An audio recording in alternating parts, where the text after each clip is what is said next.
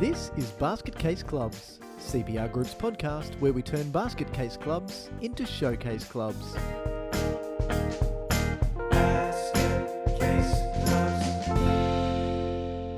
Hello everyone and welcome back to Basket Case Clubs. My name's Michael Connolly and it is my absolute pleasure to welcome you as we go down this journey of basket casey goodness. Joining me, as often happens, is both the dog Lulu, who has walked in to join us again. Hello, my darling. And notice that I'm spending a lot more time concentrating on her because she's gorgeous. And then there's the other guy. Welcome, Steve. I do not have a cute fluffy tail. I understand why you would focus on her instead. Yep. We got our basket case poochers in town tonight. Yeah. So we are continuing our journey on discussing money. We, at some point, will, you know... At some point, we're going to wrap this mini series up. Yes. Now, this is what I wanted to tell you. How much does it shit you when you go to the movies to see the sequel? So I did this in about 1986 when I went to the movies to see the sequel to Back to the Future. I did it again in about 2003 when I went to see the sequel to The Matrix. Now, I'm sure it's happened lots more. Apparently, it happened in a recent Spider-Man movie as well. But you get to the end of the sequel and you think everything is going to be wrapped up. And then it comes up on the screen, to be concluded. Like, what is that? Like, I didn't come here as a teaser for a third movie where you're going to take more of my money and more of my time. But here we are. No, well, I was going to say, unlike the third Matrix movie, and yes, there was one, and yeah, it wasn't like the first. You know, I'm not going to cast judgment. I'm just going to say it wasn't like the first. This is great stuff. So we are going to give you quality from start to finish. So we're getting down to the tin tacks here. What we're talking about is how to make more money as a sports club.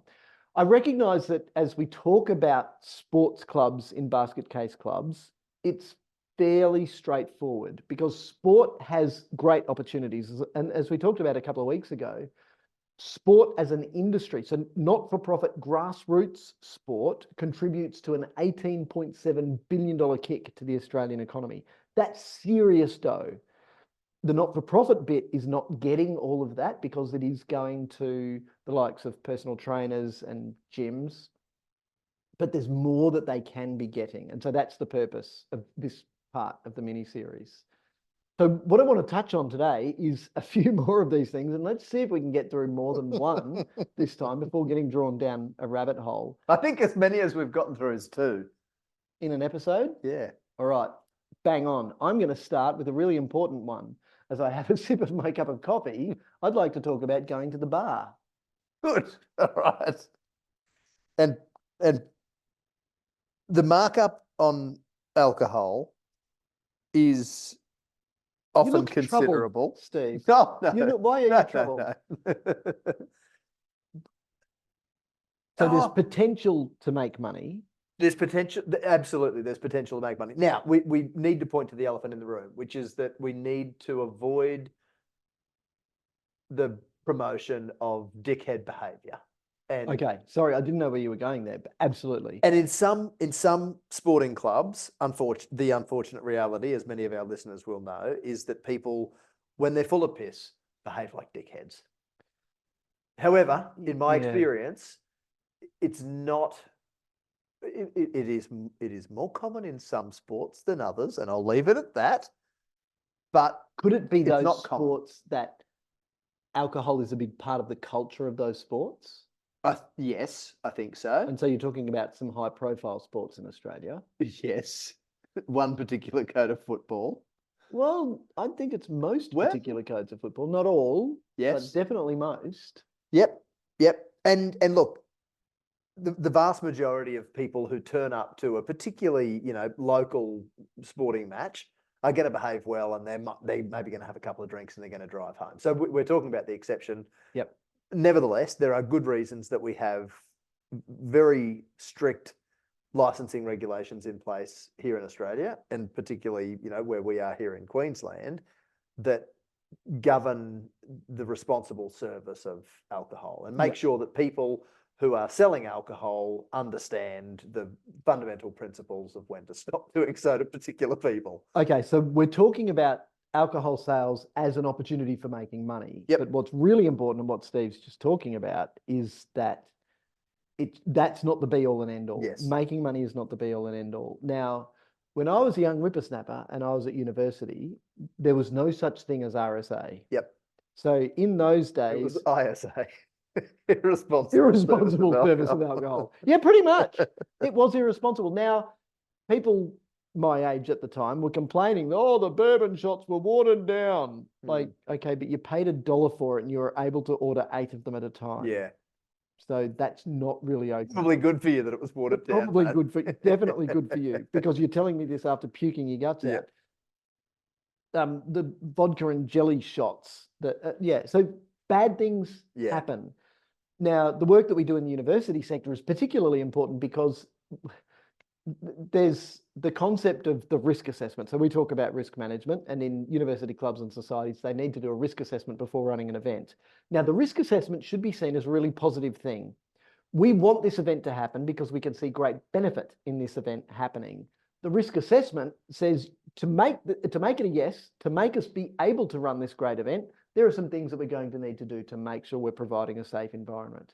Unfortunately, when you add alcohol to any event, what might be slightly bad behavior can magnify into terribly bad behavior. Yep. So some of the bad behavior that we see is sexual harassment, sexual assault, physical violence towards people. So these are very serious issues, and we can't make light of them just because we're talking about selling alcohol to make money. There are some organisations for whom it would be completely inappropriate to sell alcohol. For instance, the AFL says at a junior event, if there's junior footy going on, there's no alcohol. I'm a very strong supporter of that, because it should all be about the kids and what's going on out there. The sideline behaviour, as you've mentioned, typically does get worse when alcohol's involved. So that's a great way to say that's not happening. There are cultural organisations, because of cultural beliefs, that won't have alcohol. So all of that is fine. Again, it's all about all of these being deliberate decisions. And so if you do choose to run a bar, whether it's with a partial liquor license, a full liquor license, or just an event-based liquor license, it is very, very important that you understand the parameters around it. Yep. Yes, it can be a great way to make money. Unfortunately, in Australia, there is a great coupling of our sporting culture and our drinking culture. Yep. So we need to be very careful about that, because it is very, very hard to decouple them. Yep. There are some codes that are doing a good job. AFL is certainly one of them. So that's important. But understand that there are liquor licensing requirements, that there are risk management requirements that you've got to go through to be able to sell alcohol, and take them all seriously. If you do choose to go down the using alcohol as a way to make money path, then it also doesn't need to be systematic across every aspect of your operations. There's one organisation that I'm involved with, for instance, that has our most successful fundraiser is our trivia night, which leads us to our next point about events and activities to make money. Now, the trivia night itself is a great fun night. Tickets started at $15 a person, tables are 10, and we started at maxing out at 120 people. We didn't max out the first year. The next year we had to turn people away. The third year we changed venues. We didn't quite max out. The fourth year we had to turn people away again. So, and by the way, by the time we got to year 4, they weren't $15 a ticket anymore, were they? 35, baby. So 350 for a table of 10. Yep. So we are not for profit. So all of this money is going, in this case, it's a music society. Yep. So all of this money is going back into supporting the kids who are playing musical instruments and need more equipment. And as somebody who spends a lot of money on musical equipment, I know how expensive it is. I can just twiddle with the piano here again. I know that these things are quite expensive. So that's a great way to make money. But then when we also look at that as not just the event itself, but we can say, well, despite the fact that we don't sell alcohol at every event, we can sell alcohol at this one. And so in the cases where we have run a bar, the overall profit from one night has increased from about $4,000 to over $6,000. Now that's it. Okay, it's a lot of work. Yep. But it's also a big return on investment. That is. When we also then sell raffle tickets, and obviously with the trivia night, there's all of the incidental things that you do. So the heads and tails, the buy-in rounds, the bonus round, the paper plane round, all tremendous fun. But when it's an extra couple of bucks, and now you know that nobody turns up with gold coins anymore. So in year one, we used to walk around with a bucket and you'd hear the tinkle, tinkle, tinkle as people would be dropping in their gold coins. Now it's just blip on the square reader. See, there we go again. Yep. We're going to have to get in touch You're with Square. welcome. Like, Yeah. seriously, we don't get any bloody endorsement payments. We're going to have to do something about that. The other thing really quickly about alcohol is that it's really easy for it to grow legs. And one rugby club that we worked with many moons ago had these great signs all over the back of the bar that none of the customers saw, which was simply freebies aren't fair. So they had this real problem where people would go and work behind the bar, and a lot, well, not a lot, but a reasonable contingent of those people were doing so just so that they could have a freebie at the end of the night. Themselves. Yep. Okay. Yep. So not or for the giving customers. it to their mates. No, it's to themselves. Yeah. So it was to limit this, and you know, we've worked with another organisation where the president and his wife were going and buying all the alcohol for the club, and you know, were doing so because they were getting it cheaper. One of the problems was that it came up that there was a lot of VB being purchased, which wasn't sold at the club. Oh my goodness! So it's a really easy thing, and we've spoken about drinking the profits away as well. So make sure that you're monitoring stock and keeping reasonable control of what you've got coming through the club in the way of alcohol. Yep, alcohol. So alcohol. So you can see that it's an opportunity, but it does need systems around it. Yep. And the good thing about alcohol is that those systems are mandated by law. Yes. So that's a really good thing. It's a good excuse that people can hide behind to say, we've got to do the right thing because the law says so. And we will get in a big chunk of trouble if we don't. Absolutely. And they will, and if they do, they deserve it because it shouldn't be taken lightly. So when we were talking about canteen income last time, I want to extend that now to another area, another business unit, another area of operation, which is merch. Yep. So we talked, particularly when we were talking about marketing for the canteen, about how we can have seasonal variations to the menu. You know what? We can do exactly the same thing with our merch. Yep. But what I want to show you is that money making can compound. So there's a saying that you'll probably find on the internet, which is that Einstein had said that the power of compounding is the 8th great wonder of the world. Now, I'm going to officially call bullshit on that. I don't think Einstein gave too much of a shit about compounding when he was smart enough to give us not only general relativity, but specific relativity, which then led to the Matthew McConaughey and what's her name? Yep. I'm going to say Audrey Hepburn. No. Anne Hathaway film, which was called Interstellar. I'm glad I remembered that quickly because I was on a roll there. Was she in that? Wasn't it the other lady with the... And Matt Damon was in it. Yeah, he was. Yeah. That was a great movie.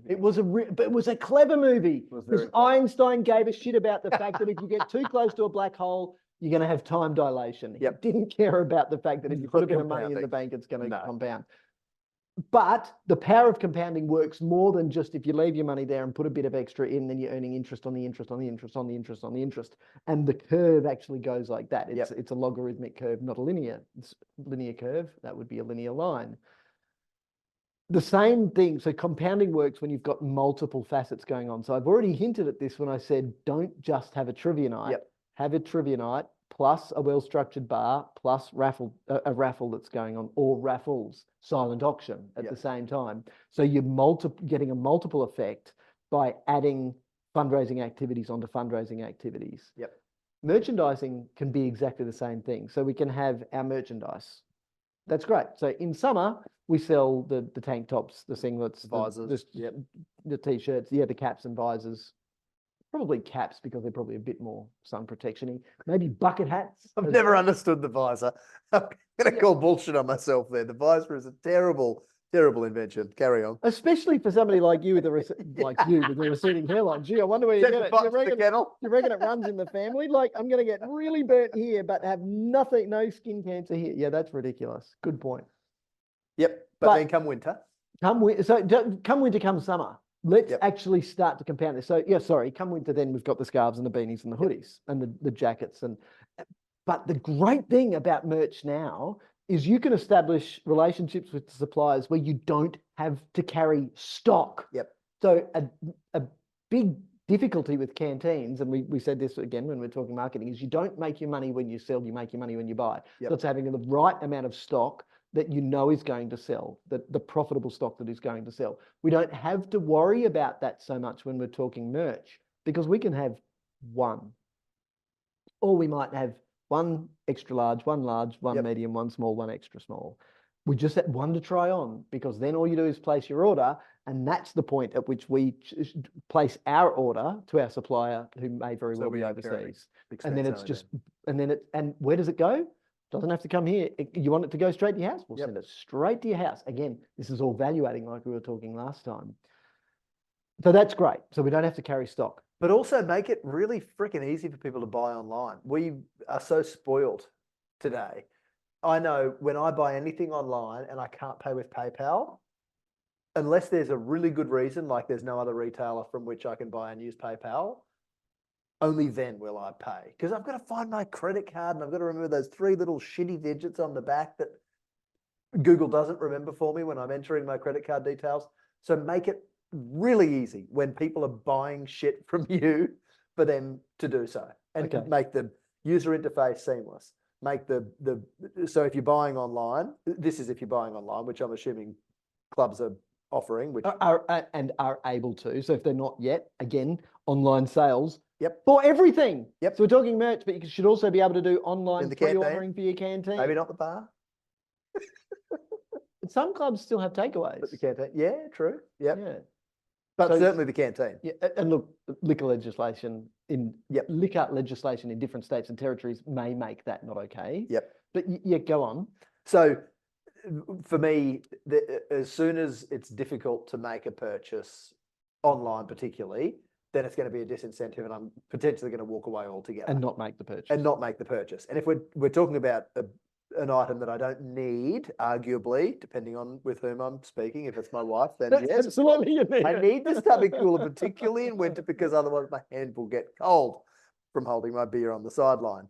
But make it really easy. The point that I'm trying to make is there are no excuses now for not offering card payments. Similarly, in my experience, in my opinion rather, there's no excuse for not offering really seamless online purchasing solutions.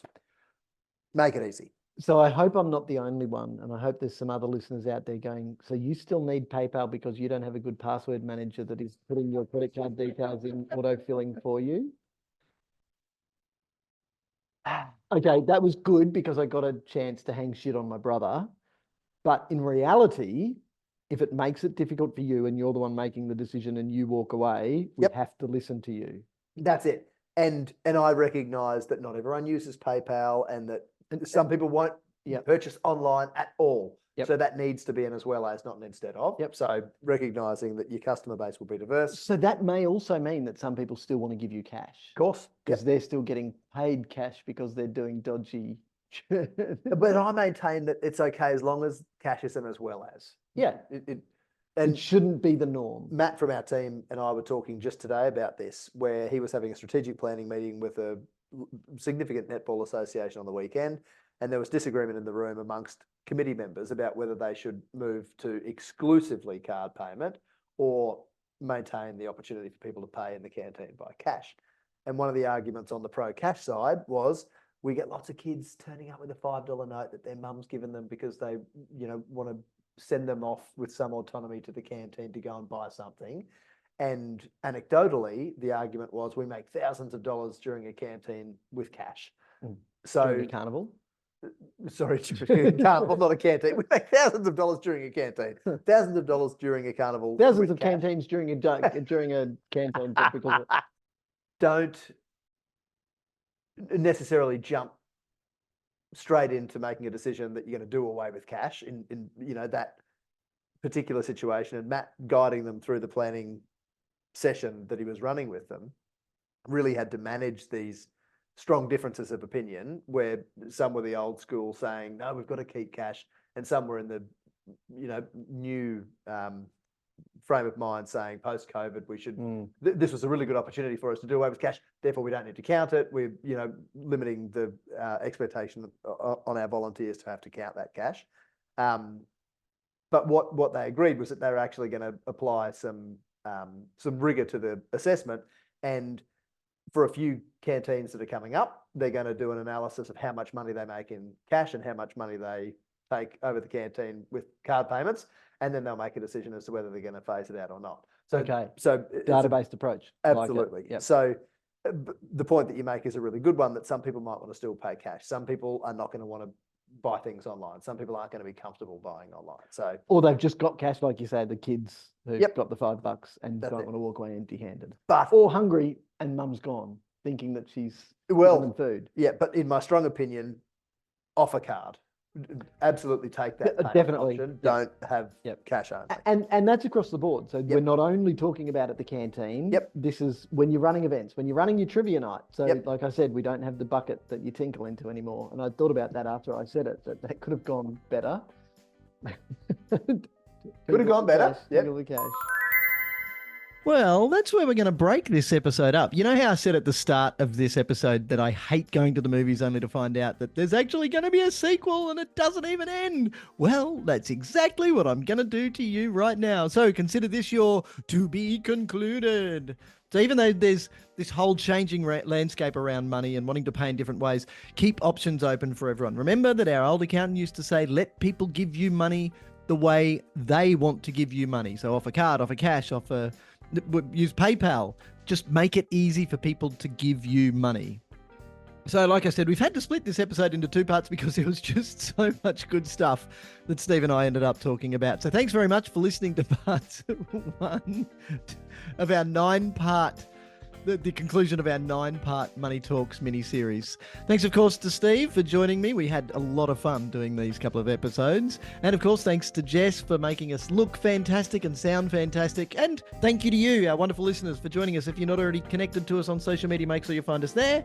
And stay tuned for part 2 of this episode, which will conclude our mini-series on making money. Until then, see you next time. Basket Case Clubs acknowledges the traditional custodians of the country on which we record, being Yugambeh, Turrbal, Jagera and Kabi Kabi land. We recognise their enduring connection to land, waters and culture, and pay our respects to elders past, present and emerging, and extend that respect to First Nations listeners.